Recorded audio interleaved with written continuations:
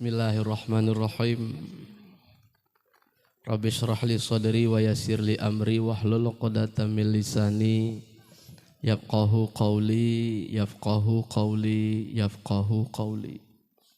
Assalamualaikum warahmatullahi wabarakatuh.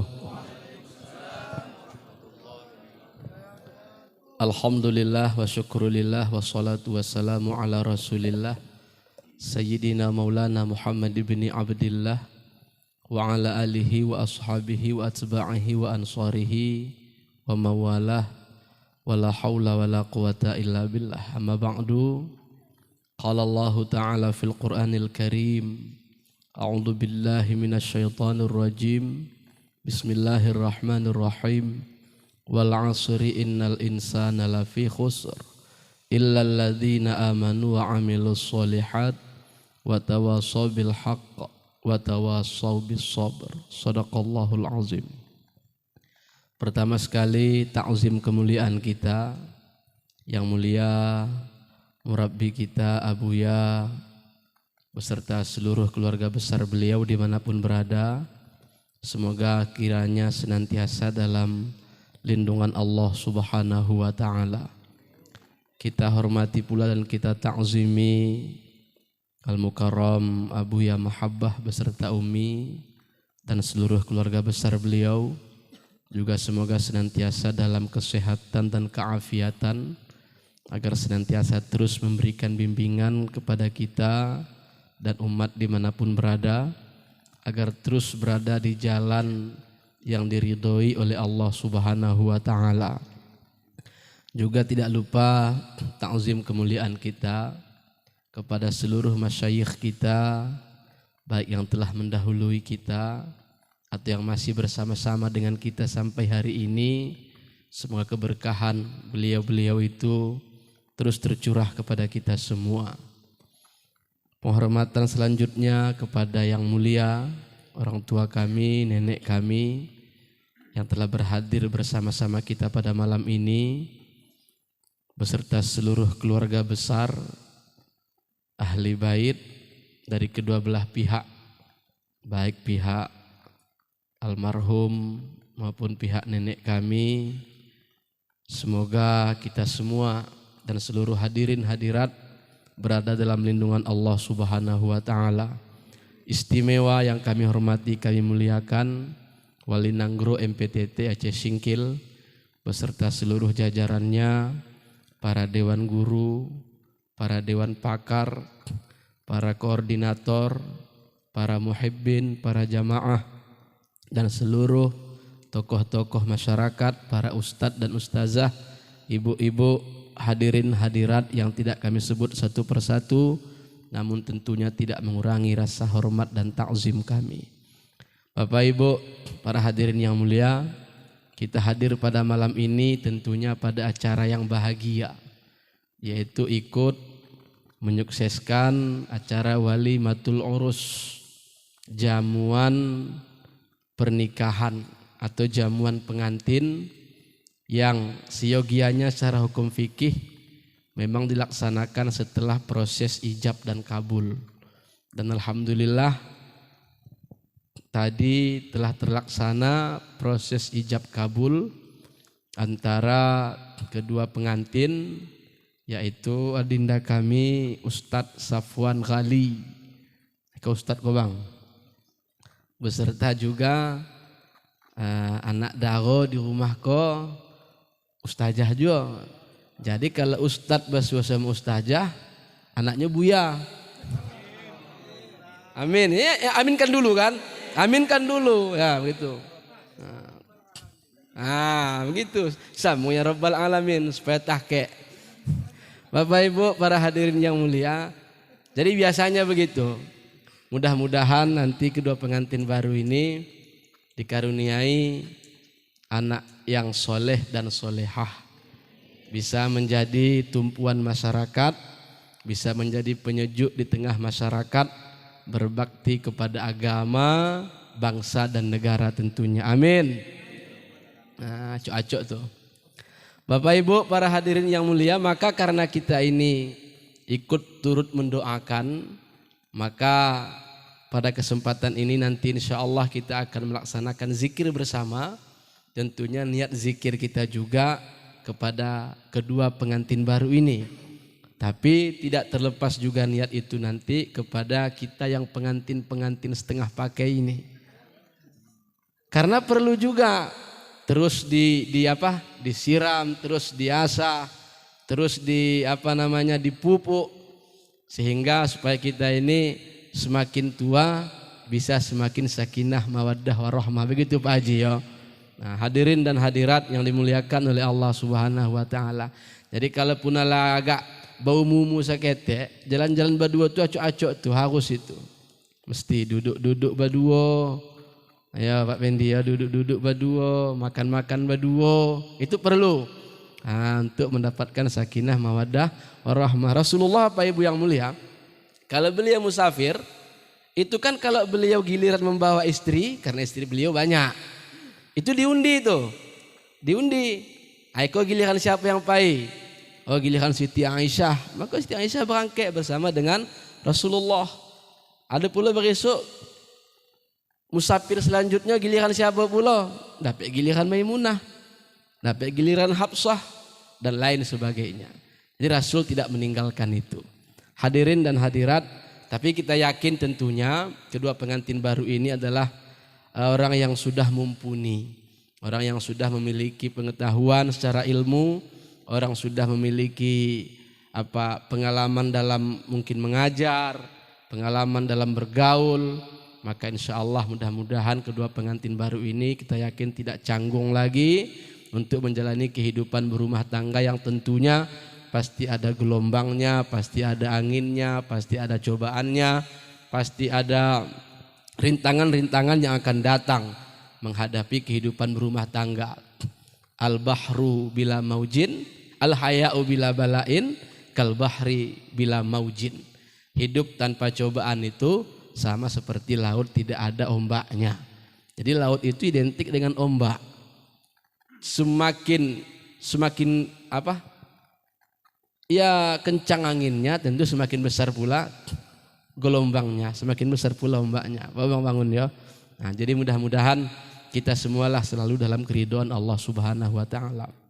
Hadirin yang dimuliakan oleh Allah Subhanahu wa taala. Tadi di makalah Abu Ya telah disebutkan kepada kita bahwa zikir itu salah satu faedahnya adalah untuk tajdidul iman, memperbaharui keimanan. Kenapa iman kita perlu diperbaharui Bapak Ibu yang mulia?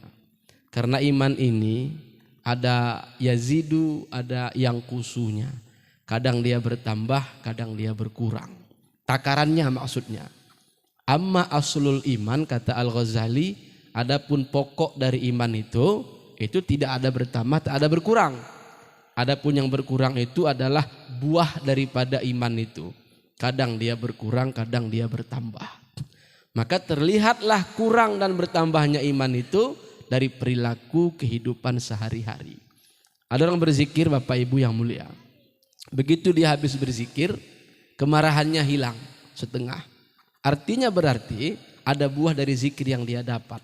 Apa itu? Buah kesabaran. Buah kesabaran. Karena sabar ini adalah lawan daripada ghadab, marah. Apa itu marah?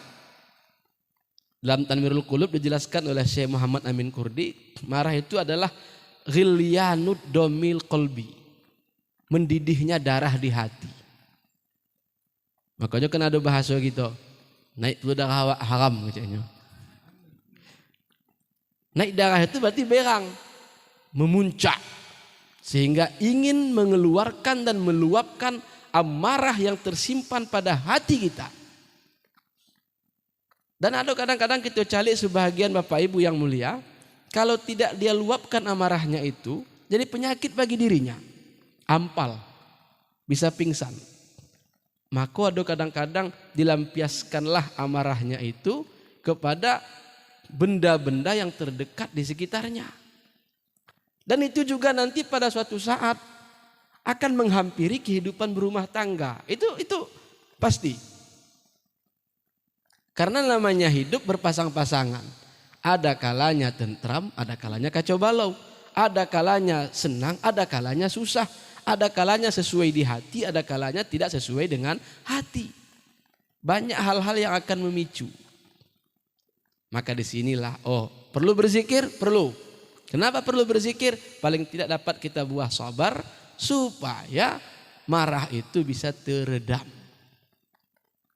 Ada pula kadang-kadang hadirin yang dimuliakan oleh Allah, buah daripada zikir itu adalah menimbulkan qanaah. Merasa cukup dengan apa yang telah Allah titipkan kepada kita. Sehingga dengan qanaah itu kita tidak terjerumus ke dalam satu penyakit yang menjadi penyakit pokok, yaitu al-hirsu, loba dan tamak. Makanya pangkal penyakit hadirin yang mulia dalam tasawuf itu ada 3. Pertama al-kibru, kesombongan, merasa memiliki kebesaran. Yang kedua al-hirsu, adanya sifat loba dan tamak. Kemudian ada yang ketiga al-hasadu, kedengkian terhadap apa yang telah diberikan oleh Allah kepada orang lain. Dan ini penyakit pertama yang muncul sejak penciptaan Nabi Adam alaihissalam. Sombong diamalkan oleh iblis. Loba dan tamak dilakukan secara lahiriah tapi tidak hakikiah, dengan makna kepada hak para rasul kita harus mengatakan bahwa andai pun pekerjaannya itu haram menurut pandangan kita, al-abrar, al-muqarrabin, tapi dalam i'tikad kita itu harus kita anggap sebagai satu hasanat, kebaikan. Maka dari Ahlus Sunnah wal Jamaah itu ada meyakini satu kaidah, hasanatul abrar, sayyiatul muqarrabin. Dalam pandangan ahli ibadah, perbuatan itu maksiat. Tapi dalam pandangan orang yang ahli hakikat, itu bukan maksiat, itu kebaikan. Contoh, ketika Nabi Adam alaihissalam tergoda, maka bahasa tergoda oleh ajakan dari Siti Hawa untuk memakan satu buah dari pohon terlarang dalam surga, yang disebut dengan dalam riwayat para ulama syajaratul khuldi, pohon khuldi, pohon kekekalan. Nah, maka di sini bisa kita lihat timbul satu penyakit yang disebut dengan hirsu, loba. Bayangkan Bapak Ibu yang mulia, dalam Quran Allah sudah katakan itu. Hai Adam, wa qulna ya Adam uskun anta wa zaujukal jannah wa kula minha ragadan haitsu syi'tuma wa la taqraba hadhihi syajarata fatakuna minadh dhalimin. Hai Adam, tinggallah kamu beserta istrimu di surga ini. Silahkan menetap, silahkan menginap, dan makan olehmu apa yang kamu inginkan dari isi surga ini. Dibolehkan itu. Silahkan makan. Tapi kata Allah, wala taqraba hadhihi syajarah. Jangan kalian berdua dekati satu pohon kayu ini. Semuanya boleh. Artinya hadirin yang mulia, bila di surga pada saat itu ada 1000 macam pohon, 999 dibolehkan. Hanya satu yang dilarang. Tapi inilah sifat al-hirsu tadi, loba dan tamak tadi. Lebih banyak yang diizinkan, hanya satu yang dilarang. Tapi yang satu dilarang ini pun tak sanggup kita menahan. Ini sifat loba dan tamak. Dicontohkan oleh Nabi Adam. Bukan bahwa Nabi Adam itu mempunyai sifat loba tamak. Hanya untuk pelajaran buat kita umat. Adapun pada hak Nabi, dalam akidah Ahlussunnah wal Jamaah, itu mereka wajib melakukannya. Karena perbuatan Nabi itu hanya 2. Kalau tidak wajib, sunat. Makruh pun tak ada, boleh pun tak ada perbuatan Nabi itu. Itu yang dimaksud dengan amanah. Siddiq, amanah, tabligh, fatanah. Amanah itu maksudnya para Nabi tidak pernah mengerjakan perbuatan makruh, apalagi haram. Bahkan mubah pun tak ada perbuatan Nabi itu. Nabi Adam makan buah khuldi itu wajib itu. Agar tahu kita umat bahwa itu dilarang. Kalau beliau tidak melakukan itu, kita tidak akan mendapatkan contoh dari sifat loba dan tamak. Pelajarannya buat kita adalah Bapak Ibu yang mulia, semuanya dibolehkan, hanya satu dilarang. Tapi yang satu dilarang ini tidak sanggup kita menahan. Menandakan loba dan tamak. Banyak yang lain dibolehkan. Lalu kemudian yang ketiga adalah sifat al-hasadu. Hasad, kedengkian. Yang terjadi antara dua orang putra Nabi Adam, Qabil dan Habil. Nah, kenapa contoh dengki ini terjadi antara Qabil dan Habil? Mereka dua orang kakak beradik. Sama-sama anak Nabi Adam. Sama-sama anak Siti Hawa. Hanya kelahiran yang berbeda. Qabil ini sekelahiran kembar dengan saudarinya yang bernama Labuda. Sedangkan Habil sekelahiran kembar dengan saudarinya bernama Iklimah. Nah, pendek cerita begini. Ini menunjukkan bahwa dengki itu biasanya akan terjadi kepada orang yang terdekat dengan kita. Kalau orang jauh dengan kita, tidak ada dengki. Kita tidak jumpa, kita tidak ketemu, tidak basuwo, tidak badake. Apa gitu dengki? Tidak akan terjadi. Maka contoh dengki itu pertama dicontohkan antara Qabil dan Habil. Dua orang kakak beradik kandung. Artinya kalau ingin terjauh kita sedikit dari sifat hasad dan dengki, jangan terlalu kita dekat-dekat.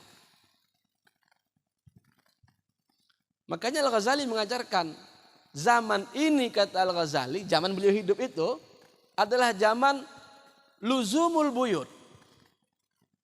Kita berupaya untuk lebih banyak tinggal di rumah. Semakin sering kita keluar rumah, semakin banyak teman yang kita jumpai dan bergaul. Maka akan semakin banyak pula yang kita temui yang tidak sesuai dan yang membuat kita bisa dengki dan iri. Waluzumi sukut. Membiasakan diam. Membiasakan diam. Hadirin hadirat, kecuali bila bicara kita lebih manfaat daripada diam kita, maka silakan bicara. Tapi bila bicara dan diam kita sama manfaatnya, sama gunanya, kita kecekkan pun hanya sekedar itu yang dipahaminya, untuk pun kita sekedar itu yang dipahaminya, baik diam. Bapak Ibu para hadirin yang mulia. Tapi kalau tidak kita jawab dan kita tidak bicara, bisa membuat terjadi perkara-perkara yang haram misalnya, maka wajib bicara. Tapi di luar daripada itu, kurangi pembicaraan.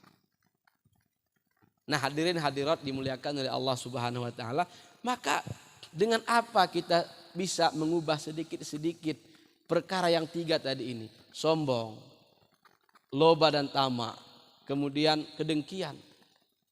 Akan kita dapat dengan latihan-latihan zikir. Zikir yang tentunya kalau Abuya mengajarkan dalam ratib siribe itu zikir taraki. Zikir menaikkan derajat keimanan. Bukan sekedar zikir hasanat mencari pahala dengan mengucap la ilaha illallah. Tapi ada makna yang kita ingat dalam hati kita ketika mengucapkan zikir itu sesuai dengan tingkat apa yang bisa kita fahami menurut bimbingan dari guru yang membimbing kita dalam melaksanakan zikir itu. Bapak Ibu hadirin yang mulia. Maka berbeda nanti. Zikir itu sama lafadznya la ilaha illallah, tetapi akan berbeda buah dan hasilnya. Ya kita menuan sawit mang dah. Kalau menuan sawit mang, cuman kita menuan sawit, ya menurut kemampuan tamu. Ambong kena bending go, taring kena. Setahun lagi udah hina balik, tangga buah katina. Gerangan sempula. Ya memang begitu, karena tidak dipelihara. Maka ingin dapat hasil yang bagus, ingin dapat buah yang sempurna, tentu dengan perawatan yang bagus dan sempurna.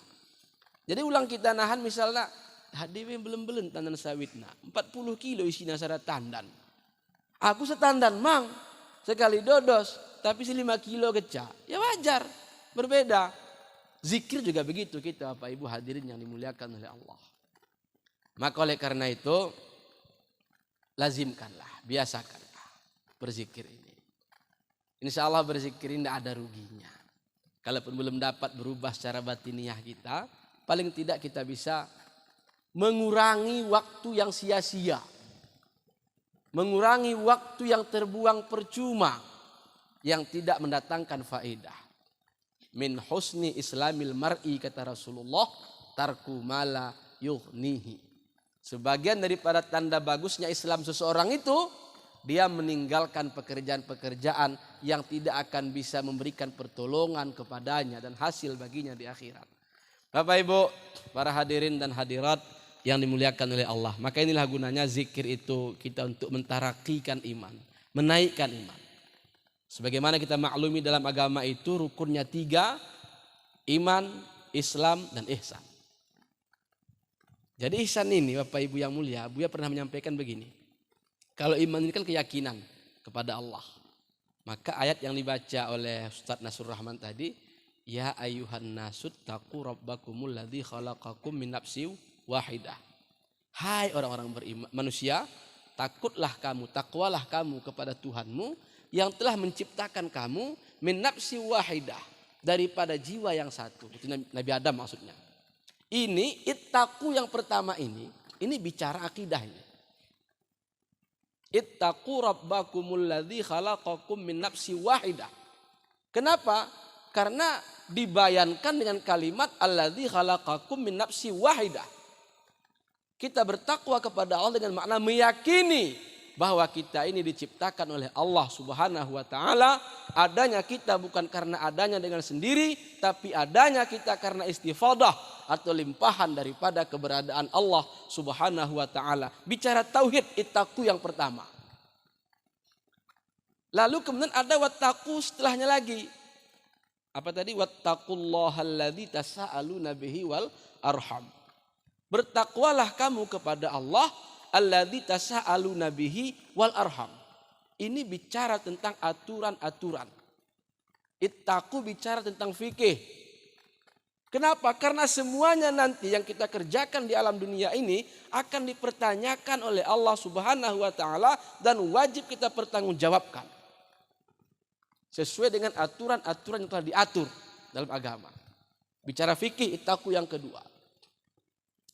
Maka supaya ittaqu yang pertama iman ini kokoh, supaya ittaqu yang kedua fikih itu bersih, ditutup dengan ayat innallaha kana alaikum raqiba.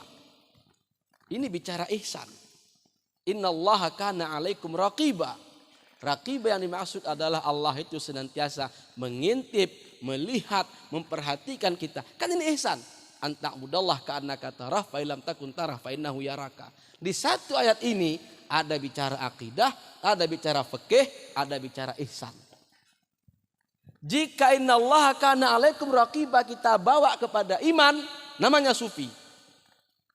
Jika innallaha kana alaikum raqiba ihsan, kita bawa kepada wattaqullahal ladzi tasaaluna bihi wal arham, maka namanya tasawuf.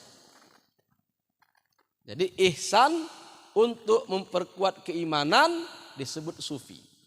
Ihsan untuk memperbuat amal ibadah, muamalah, syariat disebut dengan tasawuf. Jadi tasawuf berbeda dengan sufi. Tapi kedua-duanya harus kita cari. Bapak Ibu hadirin yang dimuliakan oleh Allah Subhanahu wa taala. Maka Ratib Seribe ini latihannya. Melatih raqibah di iman, melatih raqibah di ibadah. Contohnya kita sholat, Bapak Ibu yang mulia. Saat kita sholat, kita yakin bahwa kita sholat itu diperhatikan oleh Allah Subhanahu wa ta'ala. Jadi kita ada muraqabah ketika sholat. Kita diperhatikan, perasaan diperhatikan oleh Allah. Fa'ilam takun tarah fa'innahu yaraka. Ihsan yang kedua. Maka jika begini ibadah kita Bapak Ibu, insya Allah ibadah kita ini akan baik. Inilah jalan-jalan mendapatkan khusyuk dalam ibadah. Inilah jalan-jalan mendapatkan khudu' dalam ibadah. Merasa hina kita dalam ibadah itu. Kemudian tidak cukup dengan itu. Ketika kita meyakini ada Allah Subhanahu wa ta'ala. Adanya Allah itu Ini istilahnya harus kita sampai kepada musyahadah seolah-olah kita menyaksikan Allah. Makna kita menyaksikan Allah bahwa yang ada itu hanya Allah, kita tidak ada. Sehingga bersihlah zat Allah dari alam. Jadi bukan sekedar akidah lagi. Kalau akidah dia tamyiz, membedakan yang baharu dengan yang qadim. Bedakah Allah dengan alam? Beda. Di mana bedanya? Allah itu qadim dia, ada tanpa permulaan. Kalau kita bagaimana? Ada kita bagaimana? Ada kita hudus, ada dengan berpermulaan. Ada semenjaknya. Tapi tidak boleh kita sampai di situ saja. Harus naik sampai kepada nanti bersih Allah dari alam. Ini kan istilah Buya begini. Nah, bersih Allah dari alam. Maka Bapak Ibu hadirin dan hadirat yang dimuliakan oleh Allah. Jadi ini jalan-jalan yang harus kita cari dan tidak sekedar ditunggu, tidak. Jadi kalau tidak kita bawa ihsan ini kepada ibadah, menyaksikan rahmat Allah dalam ibadah itu, menyaksikan pemberian Allah dalam ibadah itu, seperti dalam hadis apabila datang satu waktu kepada manusia itu tapi dia tidak mengingat Allah dalam waktu itu, maka dia akan datang hari kiamat nanti dalam keadaan menyesal. Jadi bagaimana caranya supaya ketika waktu kita ini, istilah makalah dibacakan Ustaz Syahroni tadi, berzikir itu di setiap waktu, di mana kita berada dalam waktu itu. Maksudnya itu, waktu hidup kita ini kapanpun dimanapun harus ada zikir di situ. Tentu zikirnya tidak sama. Kan tidak mungkin kita di WC la ilaha illallah. Di saat tidur kita tidak mungkin lagi menyebut la ilaha illallah. Kita sudah tidur. Tapi maknanya apa ini? Maka dulu ada di Ikazul Himam itu. Jadi waktu kita ini kan 4. Ada waktu nikmat, ada waktu musibah, ada waktu taat, ada waktu maksiat. Di 4 waktu ini harus ada Allah di situ semua. Malam ini kita duduk bersama, bermajelis, bermujalasah Bapak Ibu yang mulia. Kategori apa kita malam ini? Nikmatkah? Balakah? Musibahkah? Atau taatkah? Atau maksiatkah? Ini harus kita lihat. Insya Allah acara kita pada malam ini termasuk nikmat. Karena ada pemberian dari Allah yang kita terima. Ada juga taat. Maka di situ harus ada Allah dalam acara kita ini. Bagaimana caranya? Ketika nikmat itu kita lihat syuhudul minnah. Ini pemberian dari Allah. Kurnia dari Allah. Ketika ini taat, nah itu pemberian dari Allah. Ketika ini nikmat, kita bersyukur kepada Allah. Alhamdulillah. Andai mungkin malam ini kita tidak hadir kemari, mungkin kita di warung. Mungkin kita di posko. Posko pemenangan. Kan begitu. Jadi kalau di posko pemenangan bisa jadi baik ada, bisa juga buruknya ada kan ini. Tapi alhamdulillah pada malam ini mulai dari jam 9 sampai jam 11 insya Allah kita di sini. Insya Allah taat. Insya Allah nikmat. Maka nikmat syukuri, taat, saksikan. Allah sayang kepada saya. Ditarik saya pada malam ini kemari. Bapak Ibu, sederhana mengingat Allah itu sebetulnya. Tapi membuahkan ini dulu yang berat ini. Membuahkan ini dulu yang berat. Terakhir, gunanya zikir ini supaya kita tidak tertipu. Supaya tidak tertipu. Maka dalam ayat disebutkan di surah Luqman, wala taghurrannakumul hayatud dunya. Janganlah kamu ditipu oleh kehidupan dunia ini. Wala yaghurrannakum billahil gharur. Dan jangan pula kamu ditipu dengan Allah oleh gharur, tipuan. Maka sekarang kita bahas apa tipuan ini. Al-gharur dalam ayat itu maknanya apa? Tipuan itu apa? Apa yang bisa menipu kita? Maka disebutkan oleh Syekh Muhammad Amin Kurdi, al-gharur yang dimaksud adalah i'timadul qalbi ala ma la yanbaghil i'timadu alaihi. Bersandarnya hati kita kepada sesuatu yang tidak layak untuk disandari. Dicontohkan di situ oleh Syekh Muhammad Amin Kurdi. Yang pertama langsung contohnya adalah ka'timadil alim ala ilmihi. Seperti bersandarnya si orang alim kepada ilmunya. Insya Allah selamat saya ini. Kenapa selamat? Ada ilmu saya. Dia puasnya kepada ilmu. Sehingga dalam hatinya mengatakan, saya punya kelebihan. Apa kelebihan saya? Saya punya ilmu. Insya Allah dengan ilmu ini nanti, saya akan menjadi orang yang dihormati, menjadi orang dimuliakan, menjadi orang selamat. Ilmunya yang dia sandari, ilmunya yang dia lihat. Maka ini bahaya. Kan ini yang menjadi penyebab iblis itu diusir dari surga. Bersandar kepada ilmunya, bersandar kepada kelebihannya. Dia tidak bersandar kepada Allah Subhanahu wa taala. Makanya Bapak Ibu hadirin yang mulia, Ibnu Athaillah langsung di matan hikam pertama kan membahas tentang itu. Min alamatil i'timadi 'alal amal nuqsanur raja' inda wujudiz zalal. Sebagian daripada tanda manusia itu bersandar kepada amalnya adalah akan kurangnya sifat rajanya, kurangnya sifat optimisnya kepada Allah ketika terjadi dosa dan kemaksiatan pada dirinya.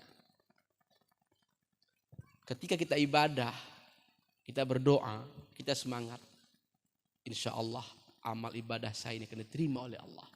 Insya Allah Allah akan memberikan ridhonya kepada saya. Itu kan ketika ibadah. Ketika kita terjerumus dalam maksiat, sama enggak harap kita kepada Allah ketika taat tadi? Kalau belum sama, berarti tandanya kita masih menyandarkan diri kita kepada amal itu, kepada ilmu. Ini yang harus kita lewati. Awalnya kita begitu dulu memang. Awalnya kita bangga dengan ilmu, betul. Makanya supaya kita bersemangat dalam mencari ilmu. Masuk pengumuman, mengaji. Semangat kita datang mengaji. Karena kita ingin membersihkan kekotoran kejahilan dengan duduk di majelis ilmu. Untuk semangat.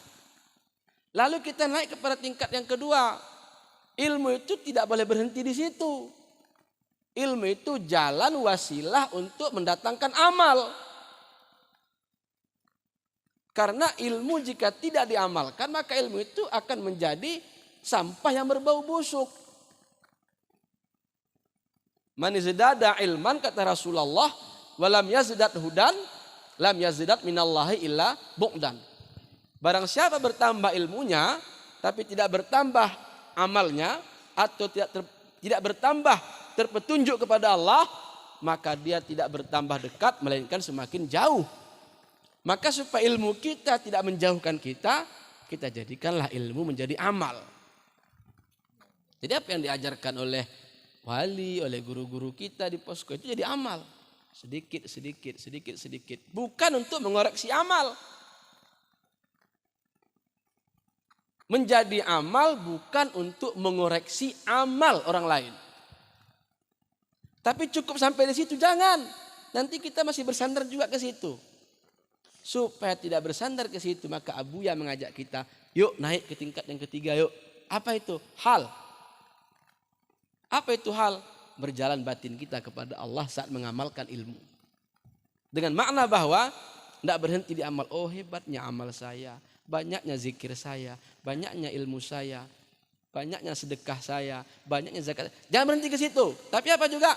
Sayangnya Allah kepada saya. Itu hal. Jadi tidak boleh berhenti.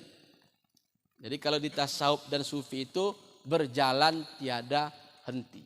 Berjalan terus. Jangan berhenti-berhenti. Kalau berhenti di tengah jalan ditabrak orang. Kalau berhenti di tengah pintu menghambat orang untuk bisa masuk. Jadi bagaimana? Jalan terus. Malah masuk, lalu luar. Masuk, malah luar poda. Orang jelas. Nah, jadi masuk ya masuk. Keluar ya keluar. Jangan di tengah pintu. Orang masuk tak bisa, orang keluar terhalang. Bapak Ibu, para hadirin dan hadirat yang dimuliakan oleh Allah Subhanahu wa taala. Jadi ini, jangan kamu tertipu oleh tipuan. Apa tipuan itu? Adanya sandaran hati kita kepada selain Allah. Maka bagaimana supaya sandaran itu terarahnya kepada Allah, kepada Allah, kepada Allah? Ya zikir tadi. Zikrullah itu. yang oleh Syekh Abdul Rahab dikatakan sebagai kalimat ihsan, kalimat iman, kalimat urwatul wusqa, kalimat takwa. Ke situ kita latihannya. Bapak Ibu, para hadirin dan hadirat yang dimuliakan oleh Allah Subhanahu wa taala. Jadi kita tidak boleh tertipu. Seperti lagi contoh tertipu kata Syekh Amin Kurdi. Tertipunya orang zuhud, bersandarnya orang zuhud kepada kezuhudannya. Zuhud ini kan tidak ada lagi sangkut di hatinya cinta dunia. Itu zuhud. Artinya sama baginya dapat dengan hilang. Sama baginya menang dan kalah. Sama baginya sukses dan gagal. Sama baginya antara beruntung dan rugi. Ini zuhud. Sama baginya ketika datang nikmat atau hilang lagi nikmat itu. Sehingga jika dia tidak kembali kepada tingkat ketiga itu nanti, hatinya akan mengatakan, saya sudahnya hebat nih. Sudah ada zuhud saya. Insya Allah selamat saya. Ini bahaya. Inilah gharur, yang tipuan. Maka perjalanan ulama-ulama sufi dan tasawuf itu Bapak Ibu yang mulia banyak seperti itu. Mengisahkan seperti itu. Jadi mudah-mudahan ini yang dapat saya sampaikan.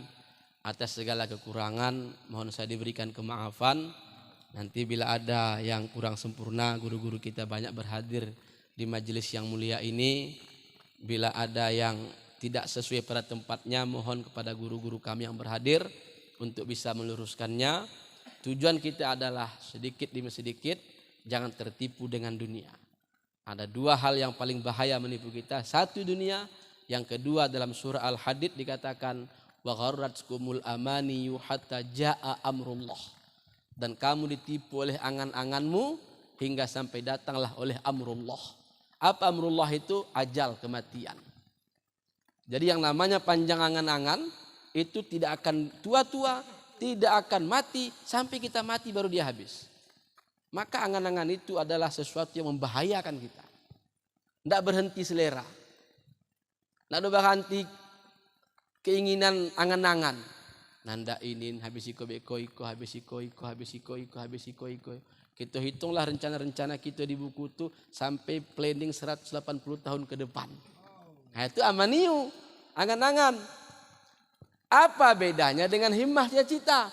Cita-cita itu dia sudah mulai menjalankan, baru bertarget. Ibadah juga begitu Bapak Ibu yang mulia. Banyak kita ibadah, banyak kita taubat, kadang angan-angan. Insya Allah. Habis kekayaan nahan taubat aku behin. Segenden kune tanggung.